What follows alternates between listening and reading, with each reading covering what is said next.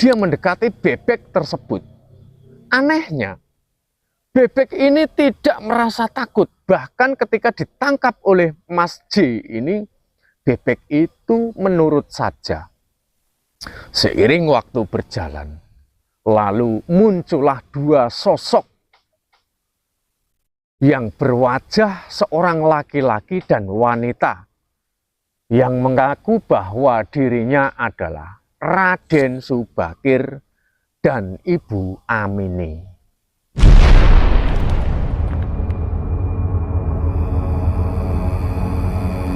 Bang Gaib Punden Boja konon merupakan sebuah tempat pesugihan untuk mencari pinjaman uang gaib. Kebetulan di hadapan saya ini ada seorang narasumber yang belakangan ini habis berjumpa dengan sang juru kunci Mbah Miran. Mari sama-sama kita dengarkan fakta keterangan dari beliau. Semula itu saya itu hanya ingin membuktikan apakah yang namanya tempat pesugihan yang disebut dengan bank gaib atau pinjaman uang gaib itu betul-betul ada. Mbah Miran ini dalam posisi sudah sangat tua sekali. Beliau berusia 85 tahun. Nah, saya mencari dengan istrinya yang bernama Mbah Sarinem Tuwek. Saya meminta izin untuk berbincang-bincang secara langsung dengan Mbah Juru Kunci. Nah, ternyata setelah saya tanyakan, apa betul Mbah bahwa di sini ada pinjaman uang gaib atau bank gaib? Dan beliau menjawab dengan sangat tegas dan cukup percaya diri dengan melontarkan senyum yang sungguh meyakinkan hati saya. Lalu sarana prasarananya apa saja Mbah? Dan apakah ada tumbalnya? Saya bilang seperti itu. Lalu dia bilang begini, biayanya itu 1 juta untuk saat ini. Ada juga yang mengatakan biayanya kalau datang menggunakan motor itu 900.000, ya katakanlah 1 juta. Uang 1 juta ini kemudian nanti akan digunakan untuk membeli peranti dari sesaji. Disebutkanlah sesaji tersebut diantaranya bunga-bunga, minyak wangi, penyembelihan panggang ayam, dan barang-barang pernak-pernik yang lain sebagainya. Lalu begitu gamblangnya Mbah Miran menjelaskan terhadap saya bahwa semacam kayak bunga ini manfaatnya untuk apa, kemudian bakar dupa manfaatnya untuk apa, penyembelihan ayam manfaatnya untuk apa, itu sudah seperti di luar kepala beliau menjelaskan. Nah, lalu apakah ada tumbalnya Mbah? Beliau menjawab, tidak ada. Akan tetapi, si peminta ataupun si pelaku ini nanti ketika sudah wafat harus mengabdikan hidupnya selama 100 tahun berada di Punden Boja tersebut. Nah, jadi yang menjadi tumbal itu ternyata si peminta ataupun si pelaku. Saya tanya, apakah ada Mbah nanti tumbal-tumbal dari anak, istri, atau mungkin suami atau cucu? Beliau mengatakan tidak ada. Lalu proses mendapatkan uangnya itu seperti apa Mbah? Saya tanya begitu. Ya uangnya itu kalau memang nanti permintaannya itu dikabulkan, uangnya itu langsung semuanya cash itu berada di sekitaran saji itu. Ada satu buah kisah, katakanlah beliau ini memiliki inisial dari Mas J. Mas J ini pernah melakukan satu ritual bertemu dengan Mbah Miran. Beliau ini setelah selesai melakukan sebuah permohonan dari ritualnya, lalu disuruh pulang oleh Mbah Miran ke rumahnya. karena ritual pertama sudah selesai. Lalu Mbah Miran memberikan penjelasan nanti dalam jangka 7 hari hingga 3 bulan lamanya, kalau memang permintaannya itu akan dikabulkan, akan ada 1 ekor binatang yang akan singgah ke rumah.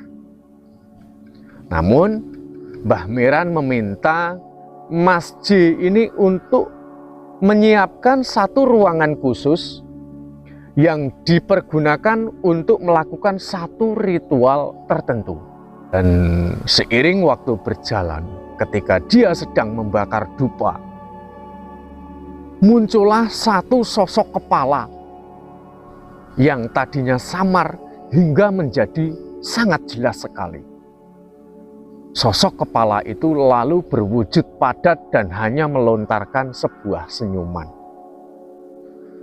Dan tidak lama kemudian sosok dari kepala itu menghilang.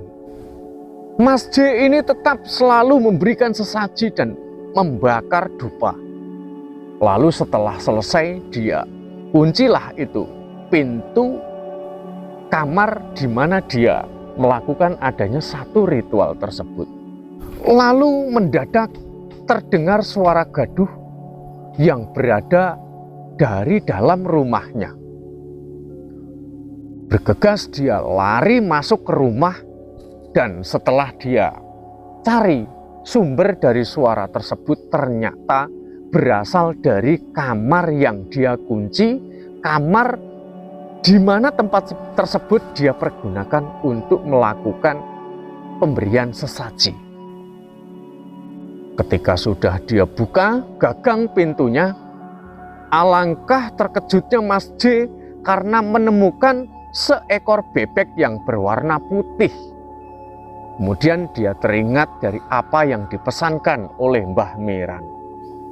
Jika ada sesosok binatang yang masuk ke dalam rumah, itu artinya sebuah permintaannya akan dikabulkan.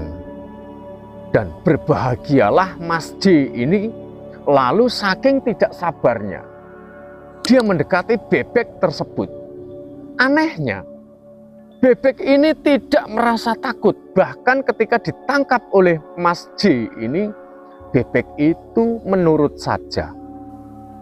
Lalu beliau mencari tiket untuk perjalanan kembali ke tempat Mbah Miran yang berada di Kabupaten Ngawi. Dan semua yang terjadi dia ceritakan terhadap Mbah Miran. Sontak juga Mbah Miran terkejut dan ada wajah yang tampak binar dari aura senyum Mbah Miran. Bebek tersebut diminta sama Mbah Miran. Entah bebeknya itu dibawa kemana, dan Mas J ini diminta untuk melakukan 1 ritual kembali.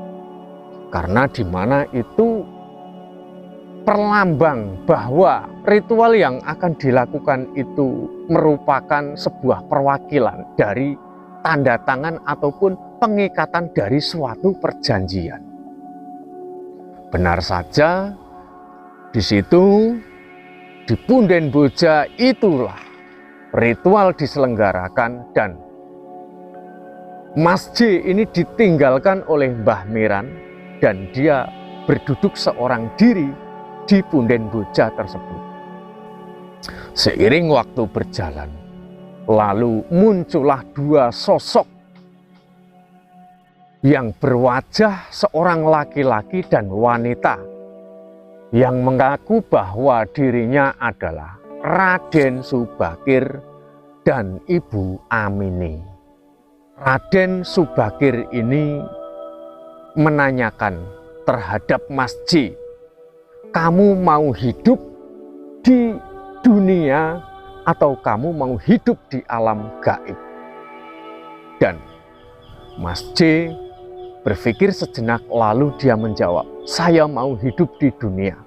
Mungkin karena dia pikir jika dia menjawab hidup di alam gaib, beliau itu takut jika dirinya menjadi tumbal, maka dia menjawab, saya mau hidup di dunia. Sontak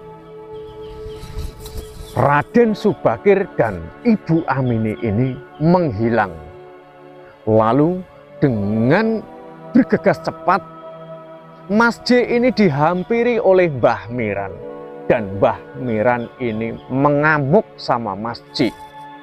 Karena dianggap oleh Mbah Miran bahwa Mas J ini salah melakukan satu jawaban. Harusnya kamu itu kalau ditanya mau hidup di dunia atau di alam gaib, kamu menjawab di alam gaib. Seketika juga uang itu akan wujud ada di samping kamu. Nah, dari sini kita semua kembalikan ke dalam diri dalam menyikapinya. Antara percaya dan tidak percaya, apakah ini kisah nyata ataupun mitos, ataupun hanya sekedar cerita dari ajang bisnis semata. Saya rasa keterangan saya ini cukup jelas, Mbak E. Nah, ini saya sendiri juga penasaran sebetulnya. Karena sesuatu yang sangat tidak masuk di logika saya.